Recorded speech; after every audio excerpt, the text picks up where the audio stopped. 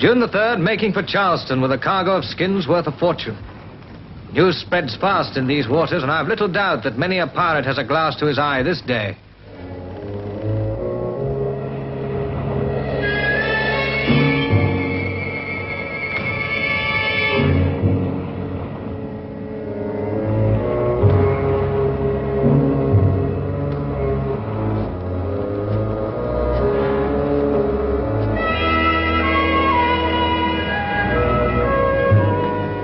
Cheer up, Taff.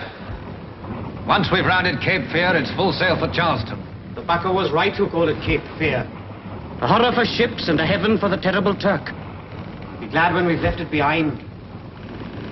Now then, close haul that tormented Welsh soul of yours and keep a weather eye open for ships. I've got an idea the lads will be playing some games. What kind of games, Dan? Piracy, Taff. Piracy.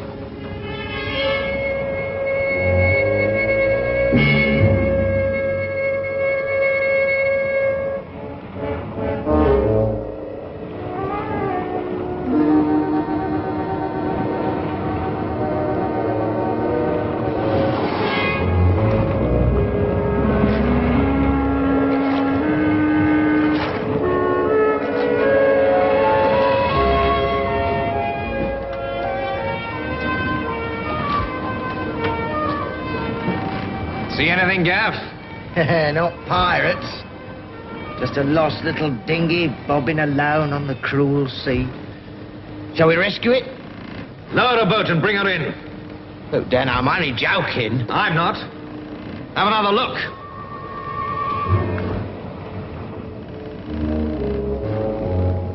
It's just as I said. A lost lady, alone in a dinghy bobbing on the cruel sea. Bring her up into the wind, Taff. Back your mainyards. Lower away a boat, Gaff. Aye, aye.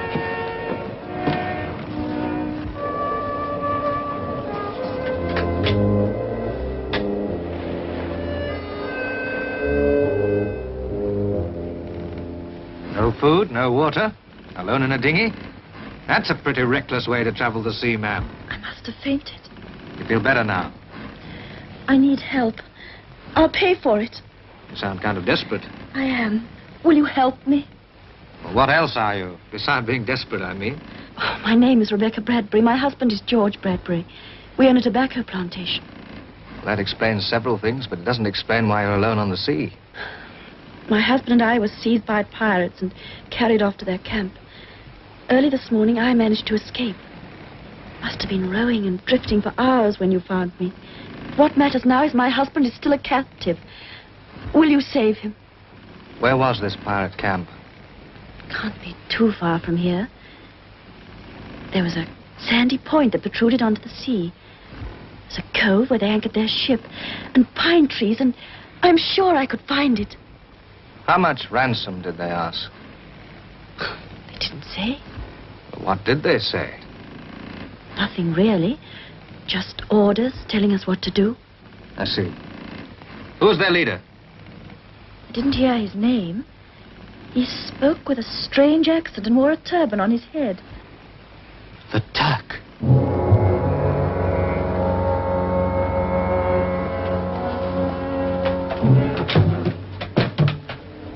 What do you think, Danito? What do I think? I think Mrs. Rebecca Bradbury was sent by Turk to trap us. I think she's a decoy. Well, this is a new low, I must say. The Turk knows the Sultana can outsail him, so he sends out a pretty woman in a small boat, hoping we'll pick her up. She tells us a most touching story. Inflamed with gallantry, we rush to her rescue and fall right into his trap. But how did the Turk know about our position? Anybody who wants to can find out our arrival date in Charleston. You can easily calculate the time we pass Cape Fear from that. And Dan Tempest's weakness for a pretty face is no secret, eh, amigos? Sure. And so the Turk uses a pretty girl for a decoy. And she certainly is pretty. Gentlemen, if you'll excuse me, I'm going to give you a lesson in how to control a weakness.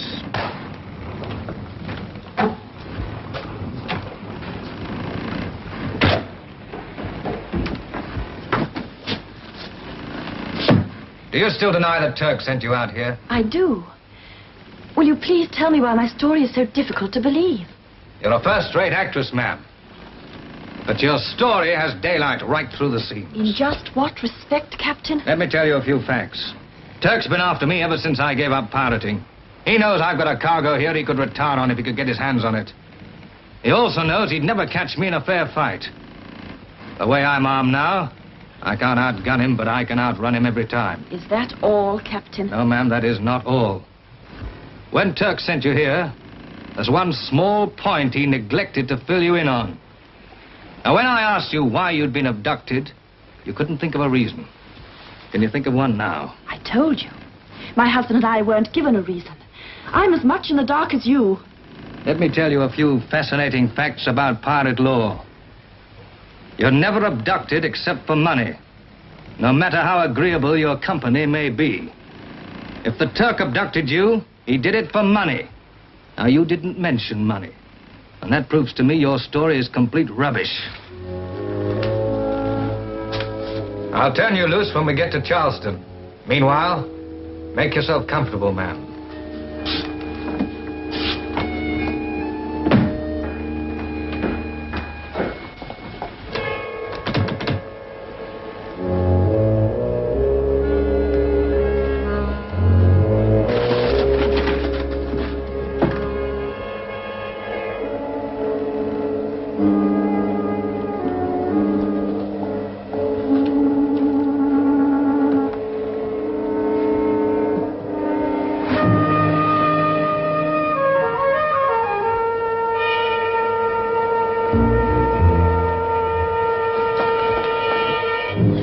Captain, oh, hurry, please, Captain!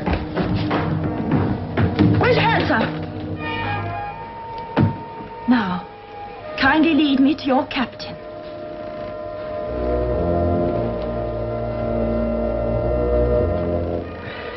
I asked you to raise your hand, sir.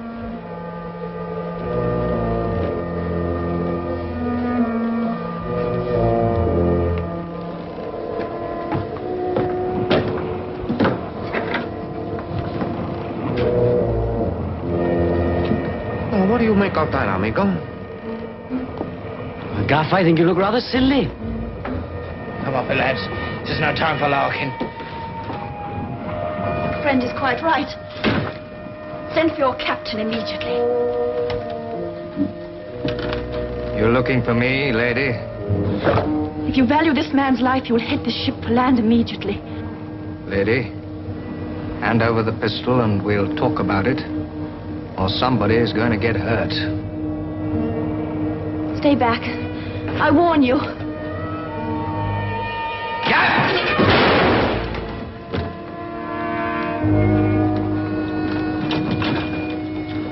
She's either crazy... Or what, Dan? Not telling the truth. Do we come about, Danito? No, Gaff. Take her to her cabin. Make full sail for Charleston. And Turk be hanged.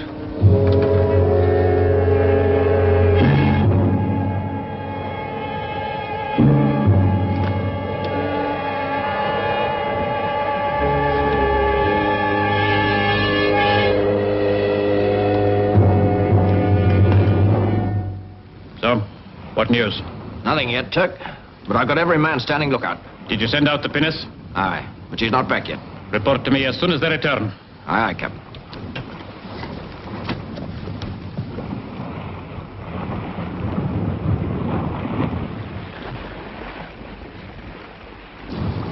But Dan, supposing the lady was telling the truth, like you said, seems a shame to leave a bloke like that to the mercies of the Turk. Supposing she's not telling the truth. Well, in that case, naturally, I'd just as soon steer clear. When you think the Turk can outgun us. Very wise. You've heard her story. Does it add up to you? No. Well, then I suggest you get on with your work.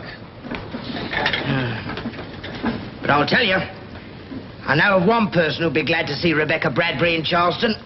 Who's that? Governor Johnston. She owes him money. How do you know? Well, you know I took her ladyship down to the cabin a little while ago. And, well, I wasn't feeling very friendly towards her after what she'd done, so I thought I'd tease her a bit, see? What's Johnson got to do with this?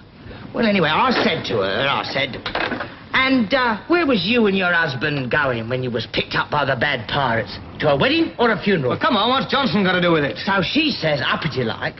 As a matter of fact, me and my husband was on our way to Governor Johnson to arrange payments on our plantation. She said that? That's right. Take the wheel, Gaff.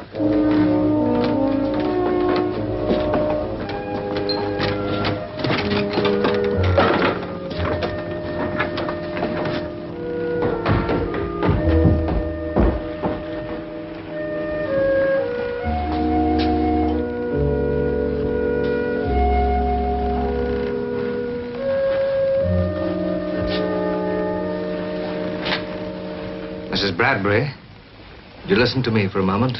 Please leave me alone. I think this is important. Does Governor Johnson hold a mortgage on your plantation? Yes? When is the mortgage due? In 2 days' time. We were on our way to arrange payment when we were seized by the pirates. So if the payment isn't made the day after tomorrow, the plantation will fall into Johnson's hands. Yes. One more thing. Is your plantation a successful one? Yes, very. Thanks. That's all I wanted to know.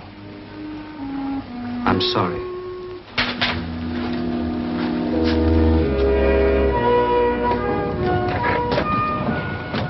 All hands stand by to wear ship. Prepare to come about. Yap! Helm hard to starboard. Take a course for Cape Fear. And the Turk.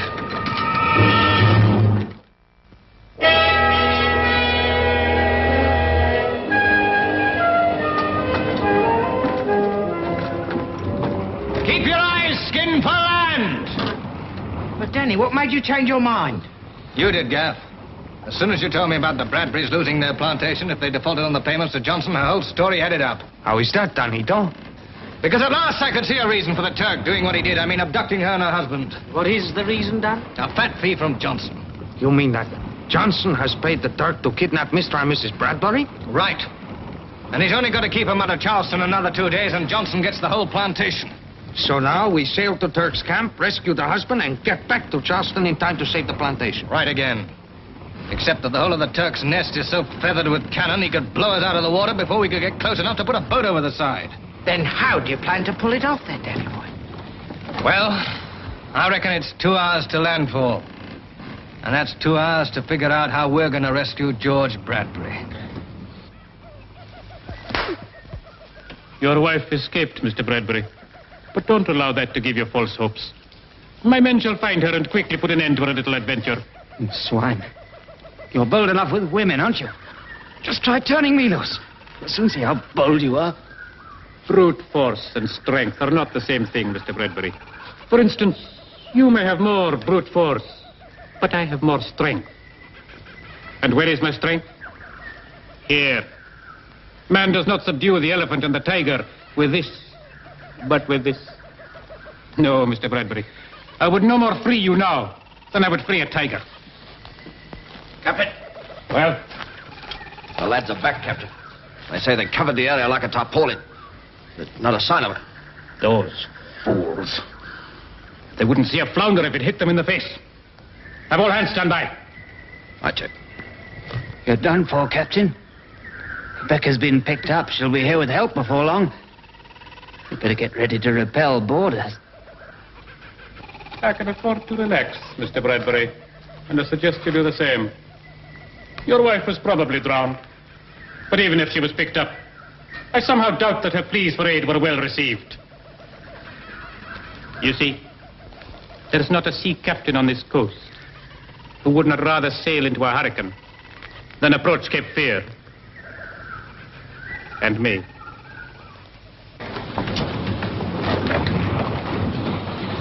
So, ma'am, I hope you'll forgive me. But you must admit your story sounded pretty strange. I do. Please be assured everything is forgiven and forgotten. My only concern now is for George's safety. Yes, George. You can save him, can't you? Well, ma'am, the odds are pretty heavily against us. The Turk has us out-armed and outmanned. What do you intend doing? Well, since I've already accused you of being a decoy, you might as well be one for a fact. don't think I understand. About a mile north of Cape Fear, there's a small island. We'll put in there at night from the seaward side. We'll wait until morning, then we'll light a small fire. The Turk will be attracted by the smoke. He'll think it's you. You'll send over some men, and we'll be waiting for him. What about George? Oh, patience, ma'am. All things in good time. What I'm trying to do is to whittle down the Turk's strength. If I can pick off a few of his men at a time, I've got a chance to get in there and get George. Sounds like a fine plan, Captain. I'll do everything I can to help you. I'm sure you will, ma'am. And as to the plan, it's like everything else. It's fine if it works. Land ho! Gaff! Prepare to heave to! Aye, aye! We'll lay off till nightfall.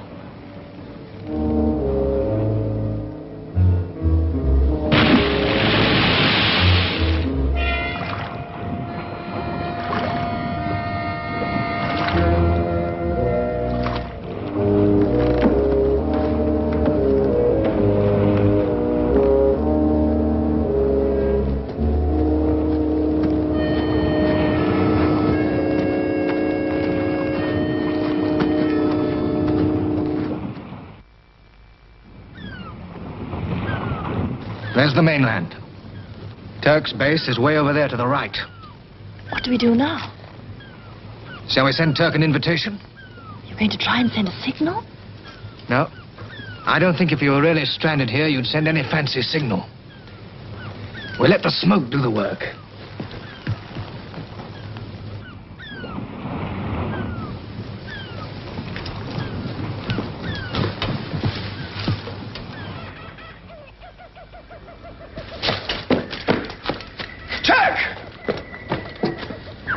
We found her. Where is she? On Half Moon Island. How do you know? I saw smoke. So I sent a couple of lads to fetch her. More than a couple, mister. What? To bring back a slip of a girl? There's more than a girl there, mister. The current between here and Half Moon is strong.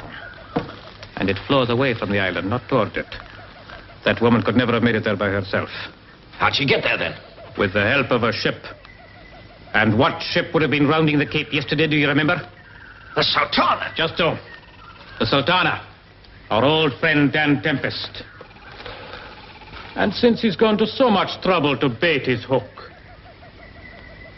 let's let him think we swallowed it, shall we? Come on, get in. Yeah, now be quick about it. Now, come on. Hey. You, get there. Down. That's it. Under there. That's it. There.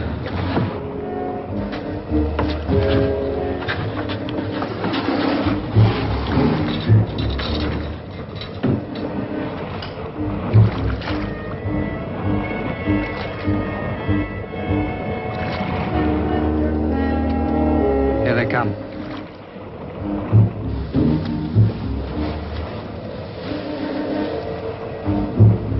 Know what to do? I think so. Frightened? A little. It's all right. There are only 4 of them this time. Off you go.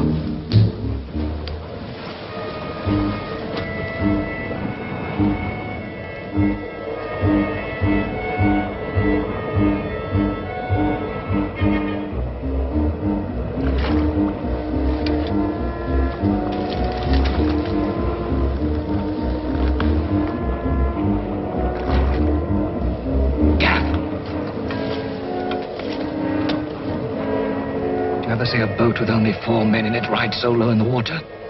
Yeah, she does seem a bit short on freeboard, Dan. I don't like it. Thank heavens you saw my signal. You thought you could escape the Turk, did you? You alone? Of course. What'd you do with the skiff you took with you? I left it where I landed on the other side of the island. What do we do now? Shall we go and take them? Oh, wait. But they'll get away with the light. I said wait.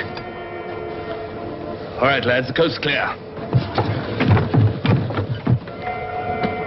See what I mean? Well, if that isn't a slimy trickle.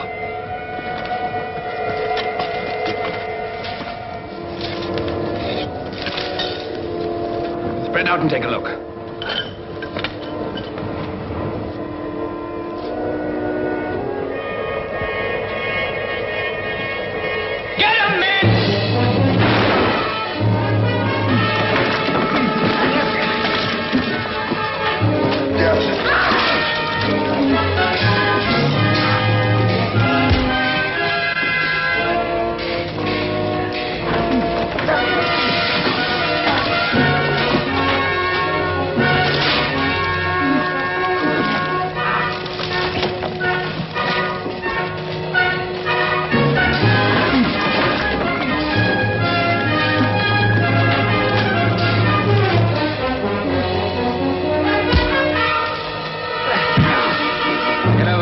friend.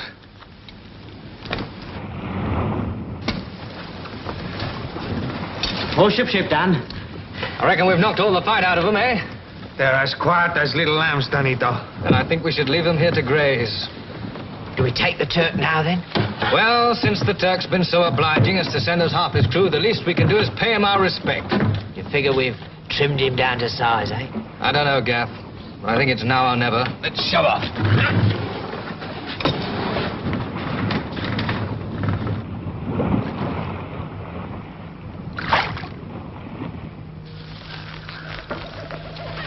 I'm going to get rid of the lot of you. There's not a man among you who's worth his rations. I'll go back to Mauritius, where a man can get a real crew. Oh, Turk, they'll be back. Give them time. Time? Time to do what? To wipe up a handful of lily-livered renegades? To pick up a girl and bring her back? I've come to get Bradbury, Turk.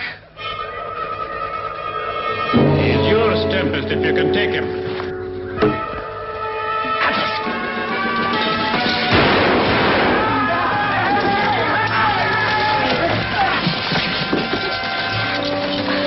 Now we'll see how you like the taste of Damascus steel, Tempest.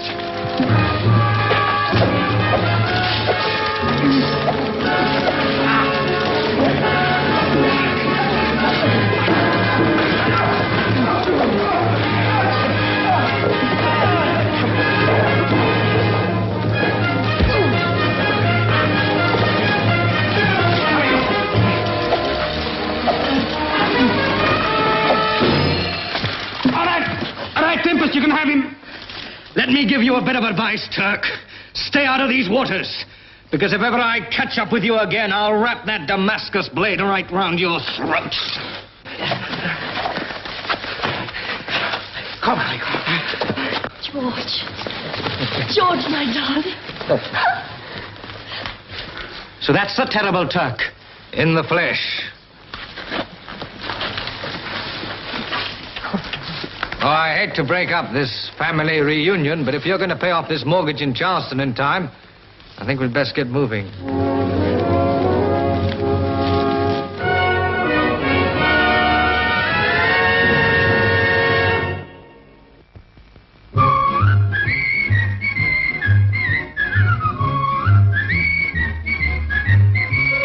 Let's go a-roving across the ocean. Oh, let's go a-roving and join the Buccaneer. He's the bravest man we know. Say he's not, and you'll be walking the plank, sir. Let's go a-roving across the ocean. Oh, let's go a-roving and join the Buccaneer.